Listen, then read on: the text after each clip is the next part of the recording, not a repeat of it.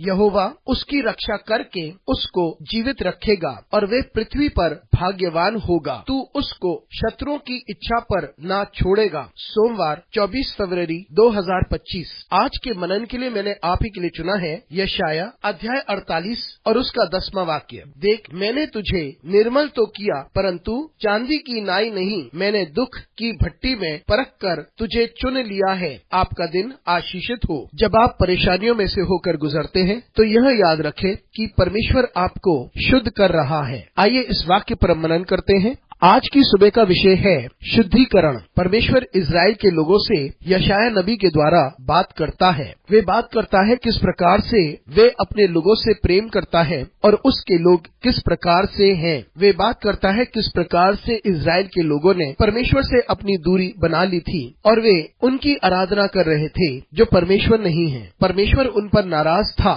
लेकिन क्योंकि परमेश्वर अनुग्रहकारी है, इजराइल के लोगों को अपनी प्रिय प्रजा बुलाता है। उन्हें वे मुश्किलों में से निकल के जाने देता है ताकि उनका शुद्धिकरण हो, क्योंकि वह उसके लोग थे और वे जो भी कुछ करता है अपने नाम के कारण करता है और वह अपने लोगों को कभी नहीं त्यागता है। मित्रों, हम में से बहुतों के पास ये प्रश्न होता है कि हम इतनी कठिनाइयों में से, इतने दुख में से, इतने दर्द में से क्यों होकर निकले, जबकि हमने भलाई की है और परमेश्वर के प्रति वफादार रहे। बहुत सारे प्रश्न होते हैं उन लोगों से जो भला करते हैं, सही कार्य करते हैं, फिर भी परेशानियों का सामना करते हैं। लेकिन जितनी परेशानियों से हम होकर गुजरते हैं, यह शुद्धिकरण का एक तरीका है। जब हम दर्द का सामना करते हैं, कठिनाइयों का सामना करते हैं, परेशानियों का सामना करते हैं और लोग हमारी निंदा करते हैं, और जब हम ऐसी परिस्थितियों का सामना करते हैं जो हमारे वश में नहीं है, हमें लगता है कि हम त्यागे हुए हैं, अकेले हैं और हमें लगता है कि हम इन सारी बातों में से क्यों होकर गुजरे। यह वह बातें हैं जो हमें